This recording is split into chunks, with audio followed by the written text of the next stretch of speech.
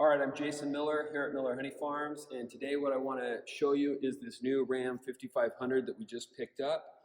We bought it as a cabin chassis platform, and now we finished the upfitting of it to haul bees and other farm equipment. So I wanted to walk you guys through the process of upfitting. What are some of the things that we do to modify these trucks and get them ready for the field use, and maybe a few tips that'll help you in upfitting your cabin chassis for the field.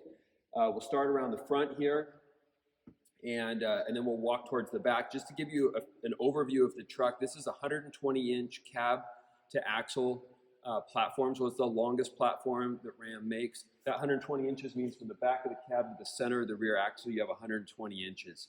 And there are many different lengths, but we're purchasing the longest. That gives us the ability to make the longest bed. The bed that we have on here is a little over 17 feet. And one of the primary reasons is that allows us to put another pickup truck on the bed of this truck and haul that. We go multi-state, and so for us to move vehicles back and forth between various states, we can fit a full-size truck on the bed of this. Also, as beekeepers, we're typically hauling bees with these trucks, and on our normal, our traditional trucks, which have been 108 inches cab to axle, we have a 14-foot bed. We can haul 80 beehives. Now that we've extended that bed a little bit longer to 17 feet, we can haul 96 hives on this truck. So it's just going to allow us to move a few more bees. It's going to allow us to move full-size trucks, and it really doesn't extend the wheelbase all that much. You're only talking about a 1-foot additional length of wheelbase, but you get a lot of additional utility out of that bed. So as I was mentioning, if we come around front here,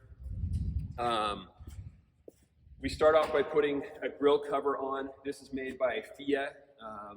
Purchase them online. It really helps with just the amount of bugs, being that we're in agriculture and out on the farm, sticks and debris and grass. A lot of times we're driving through fields with really tall grass, and we have problems with dirt, bugs, grass clogging up our radiators and trucks overheating. So we put these grill covers on all of our trucks right out of the gate. You can see right here is a battery maintainer that we'll take a look at under the hood, but we leave this hanging out. It's not a block heater like you might think. It's actually for the battery maintainer under the hood. So that's about all we've done. No additional lighting, no winch connector, nothing up front on this truck right from the start. I'll pop the hood and we'll take a look underneath at what we've done under there. All right, let's take a look now under the hood. I'll talk to you guys about the modifications, this is where we do a lot of the upfitting modifications on the truck. The first off is, as I mentioned, out front, we have a plug for the battery maintainer. I'll typically try to mount that somewhere really close to this primary battery. I really like to maintain just the factory connections on the battery. So rather than having a whole bunch of extra wires coming off everywhere, that makes it a pain to change out batteries later. It's more prone to corrosion. We want it completely clean. There's no additional wires coming off of this battery anywhere, and that's how I like to keep them. So the way we wire in this battery maintainer is the ground. Actually ran it through the frame. It's grounding right here to a factory ground, and then it's running underneath this fuse, this distribution box, and tying in right here at the main terminal. So this lug is tied to the battery under this plastic cover. So that main lug pulls off of here and comes around to the distribution center. They do give you this extra post to add, like high capacity devices. You know, if you wanted to add a winch connector here, for example, this is a great spot. So it's really nice that Ram gives you this extra open stud that you can mount some high amperage draw cable to, and you're pulling directly from the battery bus bar. But again, I'm keeping it super clean with nothing added over here. So that battery maintainer ties in right here. It goes underneath this box and ties in on the far side. So very clean, nothing to deal with here on the battery. Now, we do have a winch connector on the back, so one of those high amperage winch connectors, and I actually tied it to the secondary battery over there. Just made it a little bit cleaner. It's going to work with the positive way over here. So it's running from that battery. As you can see, this is 2-aught cable into this fuse. This is a 500 amp fuse. The reason it's a great idea to run a fuse is if you run that directly to the back and somewhere along the way, over time, you have a metal on metal rub and you rub through the insulation of this wire, you're going to have the potential for a fire either underneath the chassis or in here with the battery. That's a huge amount of current that can be passed through this 2-aught cable. So to avoid, I mean, there's a lot of potential in just the way we run these trucks in a pretty severe application for a connector to get broken, for something to ground out accidentally. So we put a 500 amp fuse up here under the hood to avoid a fire. Now the next thing I'm going to talk about is the upfitter connectors. They're right here. They're a little bit more difficult to see. What you're going to get from the factory with Ram is a upfit box. And this varies a little bit. We have some Fords. We don't have any of the Chevys, but we have Ford F550s. It varies a little bit. And I like the Ram setup the best. They give you a package. They outline what each of the connectors are and how to add connection points. And they give you these cool wires that snap right in. So basically you pop off the connector there, you snap in this wire, and now you have a lead which you can tie onto. You start off here with switch number 1 at the top left, switch number 2, bottom left, switch number 3, and when I'm talking about switches, I'm talking about on the dash, there's the bank of auxiliary switches.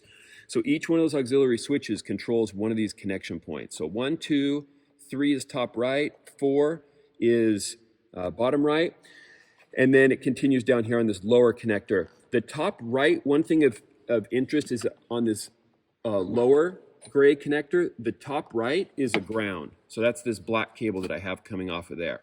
I take all those cables, tie them and drop them down and run them along the frame rail with the rest of the main wiring harness. So we're coming off of here, tying in, and then running underneath along the main frame rail. We'll take a look at that as we come around the back. But that's a really clean way. You can program all the switches inside. One of the things that's nice on these Rams is you can program each individual auxiliary switch. So you can have it be a momentary switch where you have to hold it in order to apply power to these terminals. You can have it be ignition switched or accessory switched. You can have it remember the state, meaning if it was on when you shut off the vehicle, it'll be back on when you turn on the vehicle, so that you can highly modify the way that those auxiliary switches behave through the on-screen configuration menu, and all that's outlined in the Upfitter package on how to do that. So let's come take a look around the side, and we'll continue around to the back. All right, so I'm here with Jeff High. He's our master fabricator. He's the one that built the bed, builds all of our trailers. We do all of that in-house with Jeff, and I wanted him to talk a little bit about, it's really raining outside, so apologize for the audio. But I want to have him talk a little bit about his beds over the years, kind of what design he's landed on, what's working for us, and what he does to create this bed. So why don't you tell us? Well, the first thing that I was telling Jason earlier is we started with wood. Years ago, I believe it was 2003 when I built my first bed, we put wood on it. And it was less desirable for the fact, you know, obviously the smokers and what have you. But the main thing is the cross members, having the correct spacing on your cross members. We started off way short, 8, 10 inches. We evolved to a 16-inch center on our cross members. The main thing is to spend that extra money on a 3/16 deck plate rather than an 8-inch deck plate. You don't have the dips and the bows and the waves. That is, to me, where everything comes in, and it's clean. It doesn't have any high or low spots on it. A lot of people you see have the lips and stuff like that on it. We've really never had problems. We run 1-inch stringers on our lumber. We've never had problems with them sliding off.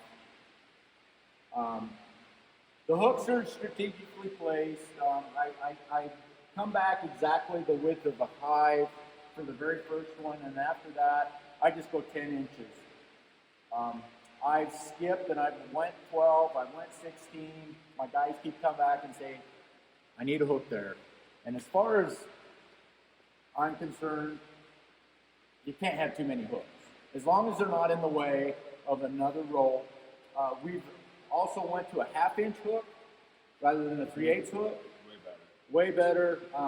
If you bump it with a forklift, or you bump it here and there, and if you notice, you look down the frame rails, they're not exposed, so you can't get them. Nice and flush. That's another point that we've seen in the past, where you just, whether you rub a tree or something like that in your orchard, you compromise the hooks.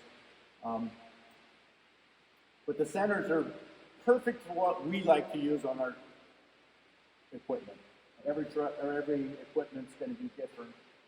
This particular bed is equipped with a 17-foot 4-inch bed, which is able to haul 96 hives, too high.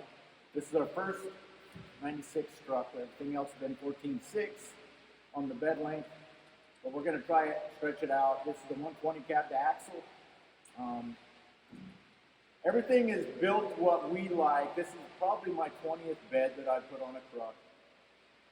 I like the low as you can get it, so I use a 4-inch frame rail. I use box frame rails with open caps because frame rails sweat. This is all channel. I don't like box on anything else because they rust out and they sweat. So it's all open. We've never had any issues with rust as far as compromising the structure. One of the things I really like that you do is you add that extra rub rail under here. Yes. That when we're using straps, so rather than using ropes, we can take straps and hook them underneath. If you take a look with the camera under here, you'll see this extra rub rail that he adds. It's running all the way along the length, so you can hook your straps along here, and you got a nice strong point for if you're hauling. Don't, you got that flat hook, and on the 3-inch channel, you have an inch and I think it's an inch and a half, not quite an inch and a half. Well, then your hook is compromised. It can't. They just don't get a good bite. Right. So you just tuck them up underneath, and it's great. Same thing. It's the same concept I did up here on the headache rack. And what I like about spacing that just down just a little bit is when you're by yourself and you throw your strap, you can actually hook the hook up underneath it like this, and then you can go to the back of the truck, and then you don't have to play the back and forth game because it's hooked and it's there and it's not moving. Yeah. See, a lot of people will actually build their beds clear out here. That's a personal preference. I like tucking it in, less wind drag, Better visibility off your mirrors. This is a custom. This is the most important piece right here. It's the honeycomb. It's actually honeycomb CNC. And then this is for hanging ropes right here, so your ropes can all just dangle here. We've got a spot for a shovel to drop down, so you have your shovel on board, wedged between your bed and cab. And that's just what worked for us. I've seen 100 renditions of every truck, every style you can get, and this is what works for us. I'm always looking for the next best thing. And what do you put on for side boxes? This side here is 230-inch side boxes. I buy the 18 by 18, so it's 18 inches high, 18 inches deep. They're relatively inexpensive as far as side boxes go. They are expensive. These are weld-on units. I make it really simple. I just put 3-inch channel on all four, or on both sides, 4 of them. Weld it to the top of the bed, and I actually bolt the boxes together in the middle. I've seen a lot of times, and I used to do it where I put something in the middle. I switched to this about 6 years ago, and I've never had a truck come back and say my boxes are sagging. I use big washers in there. I use grade 8 bolts when I can to bolt them together. I've never had bolts sag or boxes get compromised. They're tucked up underneath there 6 inches. To keep the forklifts and US 450s, they're forward designed, and they tend to get, the front tires tend to reach a little bit farther underneath the truck in a lot of instances. So I like to keep them tucked up underneath. And that's pretty much anything special. There really isn't anything special what we do. We do our own frame extensions off the bat. I just match the frame rails to a 3/8 plate. They bend it to 6 inches, which is the frame rail on the back. I gusset it with a 1/2 inch plate welded to the extension, and then bolted to the frame. You'll see that here. I'm not a big fan of welding on a frame. This is your extension here, and bolted on there. That's what I do. And we use pintles, not balls, on our trailer. This pintle is a semi-pintle hitch that I actually incorporated a brake can on to run off the air compressor, and Jason will go over that in a little bit later with you guys, what we decide to do with, or how we do it with the air, and what else do we do with the air. Some trucks have airbags, but that pintle hitch right there seems to be what works for us. They're not cheap. They're around $600, but I tell you, it's really nice hooking onto a trailer, pumping it to 30 pounds, and going, and never have that slapping and banging. To us, it saves on equipment. That's just what we like to do. That's a good setup. So, well, thanks, Jeff. Appreciate you walking us through the bed, and we'll come back here, take another look at the electrical inside the cab and around back. All right, we're back and we'll finish up our upfitting video. Now I want to take you through a couple features in the cab, and then we'll go around back and look at the wiring at the rear of the truck. So as I mentioned, under the hood, we have all the auxiliary switches. As I talked about, you can program these. So for example, our air compressor, that one we have programmed that it can be on at any time, tied to battery. The lights at the rear are tied to the accessory has to be on, and so that way we don't run down our battery leaving lights on. Nothing is on these additional banks of switches at this time. So we just have an air compressor, and then we have some rear auxiliary lights that I'll show you in a minute. I wanted to talk about the air compressor real quick. Because we run a pintle hitch, as Jeff talked about, we have an air system that pressurizes that pintle so that your trailer isn't slapping around and banging. But then when you want to release the trailer, you release the air out. So we have a hitch side, we have a dual. Here's our compressor. Like I said, it's powered up with that auxiliary switch. It's fed into this dual manifold gauges and valve system. So on the hitch on the rear, we can add air to that and drop the air out of that for when we do trailers. And then this one, traditionally we've tied to airbags. So airbags under the rear axle. To increase or decrease the pressure in those, but we went a different way this time, and I'll show you what that is in a sec. What we actually have done with this right now is we've tied it into an air tank underneath the truck that we can use to inflate tires on other vehicles and trailers. So I'll show you the air tank, but basically the air tank's full. I just aired it up, and then you can drop air out of that tank at any time. We've got an air chuck plumbed in, and I think this will be a really nice thing for when we have low tires on equipment. It's just a constant thing, so having the ability to inflate tires at any time will be really nice. Let's go around under the truck and we'll take a look at that tank and those airbags. All right, as you can see, we're loaded up and ready to head out to the field with these Honey Supers. So wrapping up the video, here is our air chuck that's tied into the tank that I'll show you underneath the frame. And then we have an airline and an inflator that are just going to live in this side box for future use. So it's tucked up nice and clean. They're inside the box, protected, not going to get filled with dirt and debris, rust and grime. Now I want to take you under the truck, show you that tank, and show you the new airbags that we've got. As you can see, this truck's pretty heavily loaded, completely full.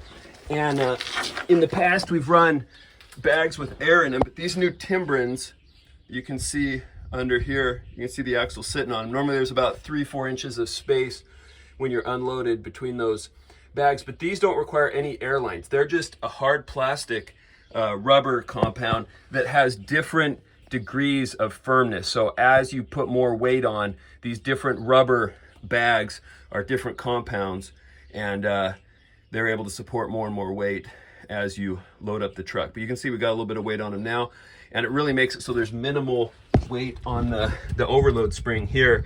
It's just hardly even touching. So you get a lot softer ride, and you're able to load it up with less harshness and better control, less sway side to side. Now if we swing around, we're looking at the rear of the truck. I'm going to swing you around to the front. Here's that air tank that we've tied into. and the chuck that's going in the backside of that side box. So just chained up inside the frame rail. I think it's a 10-gallon tank. We've got some rubber there, and we can, you know, tighten it up in the future if we need, the way he's designed it with those bolts. All the additional wiring and air lines we've run along the frame rail. Here you can see what I've used for all those auxiliary switches is a standard 12 gauge extension cord that's tied into up front there and runs around back. And then we have also tucked up under here in the frame rail, there's our winch connector. So those run from the battery all the way up front. You can see them in a couple spots, all the way to the rear of the truck. Now let's come around the back of the truck and I'll show you what's going on back there. So as I mentioned, we have a standard extension cord that I've run to the back on those auxiliary switches. So we have 3 possible feeds run to the back of the truck. The second switch in on our auxiliary bank, the first one's that air compressor. The second switch is tied to these rear LED lights on each side. And so that's fed into that extension cord. That's what's feeding the power to the back, is one of the 3 cords inside that extension cord. I like using extension cords because you have that thick outer sheath that's really protecting the inner wires that are also insulated on their own. So we have 2 additional auxiliary switches run to the back of the truck here. If we want to, for example, have battery posts back here, if we wanted to run some type of a compressor or some additional auxiliary load, we could do that. It's already been run ahead of time. Here's a winch connector, so we can plug in our winches for, you know, we often get stuck with all the off-roading and so it's nice and tucked clean up there that it's not gonna get dinged or knocked. As I mentioned, here's that pintle hitch. We also put in a 2-inch receiver hitch down below so we can accept that. We have dual our pintles. Again, it's all heavy duty. So it's the standard what semi trucks run, the 7-pin round connector. It's a much heavier duty connector. But we also have the 7 flat for your standard. And that really gives us the flexibility. Our pintles, which are a much more heavy duty situation, and then our standard receiver with our standard 7 flat wiring around back. Here's the camera for rear backup. That's an option that you can spec on these trucks, and it just plugs into a factory connector. So we have rear backup camera. This is a nice addition Jeff does for your breakaway, your trailer brakes breakaway, that you can just clip it onto there. Obviously your safety chains hooking up there. So a really nice, clean rear end of the truck that is tucked up, not prone to damage. We spec the LED lights in the rear, so those you don't have to worry about bulbs burning out like in the past, and they're completely sealed units so you don't get dust and water and debris in them. So it's really a nice setup front to back, and I think we've done a great job. I hope this video was helpful to you guys in upfitting your Ram 5500, and if you have any questions, please leave them in the comments below. Thanks for watching. I forgot to mention, look at these mud flaps. Oh baby! Miller Honey Farms on stainless CNC machine. Those are nice.